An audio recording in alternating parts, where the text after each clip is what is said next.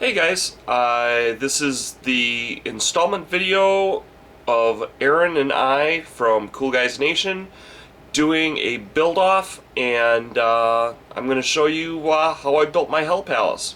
So here we go. Whenever you're doing a massive build, and we agreed upon a 2 foot by 4 foot by 2 inch thick piece of foam, to do a really impressive 4x6 table, you've got to be really good with your economy of materials. So the majority of what you're going to see is based off of these pieces right here. It is a support piece, vertical support, horizontal support. This is cut into 4 pieces. This is cut into 3 pieces. And then 3 and 3 as well. And these are cut into 6s, I believe. Anyways, I got all the information down. I've been doing this project for months, literally, so everything's a little bit foggy, and I've been working a lot on it. Anyways, as you can see, it takes up approximately 11 inches by 5 inches. If you do that there. So I was able to figure out I could make one support structure piece for every 5 inches by 11 inches, which is actually I made a lot less than I needed to. I thought I'd be able to fit more on the table. They're kind of big. To give you an idea, this is the base support piece. It has 4 of these, a couple of these. These are just, I do them on the side.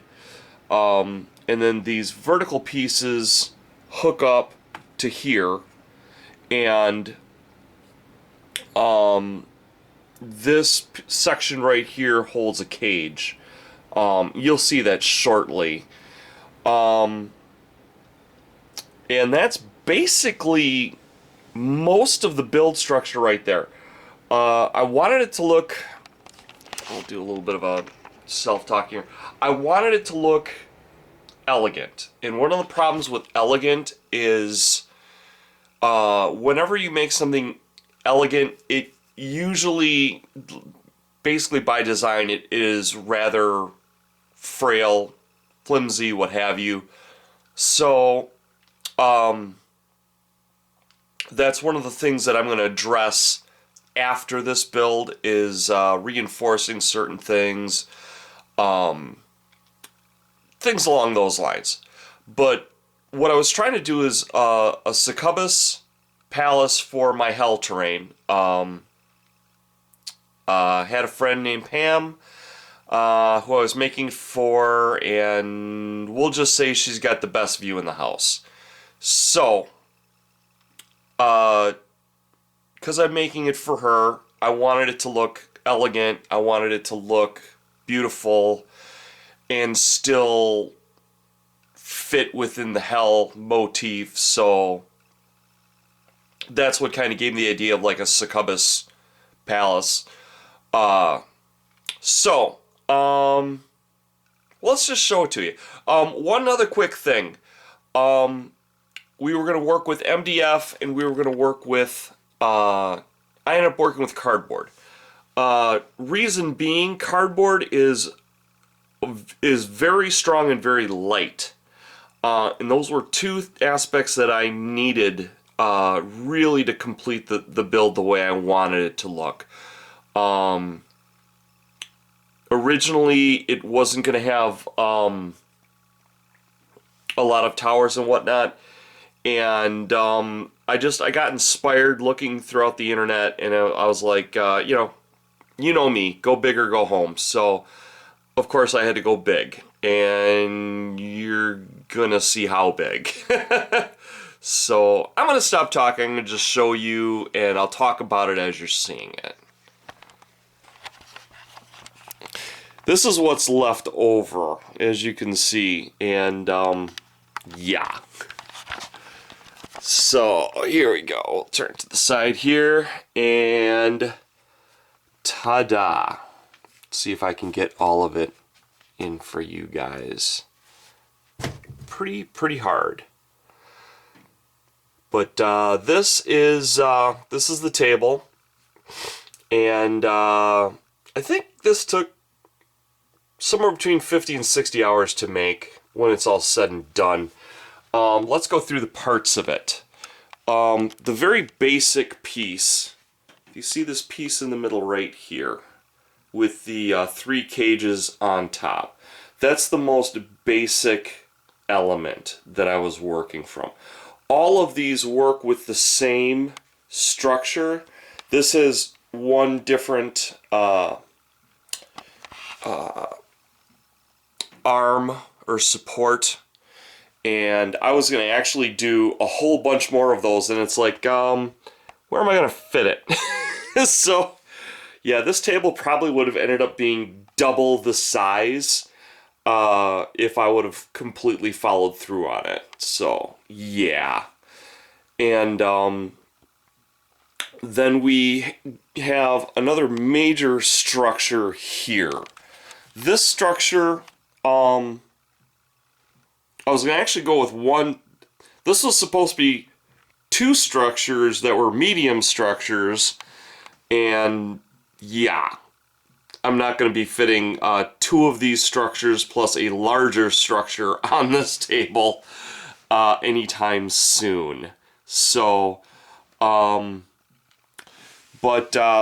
go through the parts. So, we'll go in the dark here. So, these start with lava supports. These supports can be changed up to be clear supports to make it look like it's floating. I made the 2 bottom pieces the exact same height, so it could sit down on the points. So if I wanted this to look like it was, like if I had like a cloudy table or a stormy table, I could place these down flat on it and it would look kind of like it's just floating in the clouds as well. That's why I wanted to go down to the points, just to give it that extra feel of floating or airiness. The flaming plinths are stacks of skulls, and I want to say there's like 60 or 50 of them. And I wanted to have all of the cages kind of have that despair kind of effect where you're kind of caged up in here, and you know that when you're done, your skull's just going to the pile of the people who have been here before you. One of the aspects of this deck is I wanted to have a deck where they could have like open games of warfare. So this one runs a little bit bigger than the others for that purpose. Going up to the next level here, I wanted to have a couple layers of decks. I ran a bunch of skull altars. There's a lot more I could have put on here, and I just wanted to have everything have a nice symmetry, so I didn't go too crazy with it. The figures you're seeing here are Mantic, Abyssal, the Abyssal Army. If you're curious, these are the D&D crossbows, or pardon me, ballistas. And I had a cool. This is a stone that when you turn it in the light, it sparkles. If you kind of see that. It's called the Midnight Stone, and there's a little story with this and the Succubus Queen, which is standing behind it with a couple of hellhounds. And then there is the upper layer. She gets the fanciest tops. The concept here is that underneath the dome they have slaves that run an elevator, and that elevator runs down through the various decks all the way down to the bottom. And basically that's how you get up. And you'll notice there are no bridges here. I've been looking all over. I want to say I've got almost 50 gargoyles with my Abyssal army. And you know me and minis. I've got a bazillion minis and I couldn't find them. So the concept here is that to go anywhere, either you have to be able to fly, which she of course has wings and doesn't have a problem with that, or you have to fetch a gargoyle, and they come with a kind of like a leather swing, and they fly you basically wherever you need to go. And here's another tower, and just found some more. These are like D&D / superhero fire models I thought were appropriate. This baby right here was a whole lot of fun. This is my Hell Frigate, and this took a while to actually really figure out.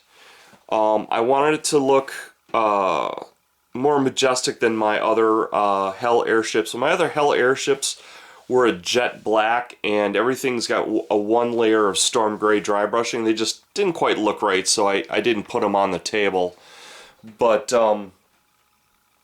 plenty of room for plenty of slaves, which, you know, Succubi love for obvious reasons. And this one uses the clear plastic. So again, this is what you would be seeing if all of these were not lava based. I got a Sibirus dragon over there that I had to throw down just for fun, and various skull piles just to, you know, continue on with the motif. It's got a catapult and a couple of ballistas of the larger variety and smaller variety. And there is the captain's chair. And this is where you go for orientation if you're one of the slaves. So they take you in here, and from here they will disperse you to either the more roomy or less roomy areas. Basically, the concept behind the Succubi Queen is that every slave that is brought in waits approximately 1 year to have their one night desire with her, which she will make all their dreams come true. And when they're done, they become an ornament, shall we say. And when they get a little bit older, one of the older ornaments gets kicked over the edge. So, but this is what I've been working on for, I want to say, definitely the better part of 6 months. And yeah, this is my baby. This is my baby. So I hope I've inspired you guys. If you have any questions, throw them down in the comments. I want to thank Aaron for having me do this contest with him. It's been a ton of fun and a lot of hard work, and I think it shows. I think it shows. So, love you guys. Take care, and we will see you later. Bye-bye.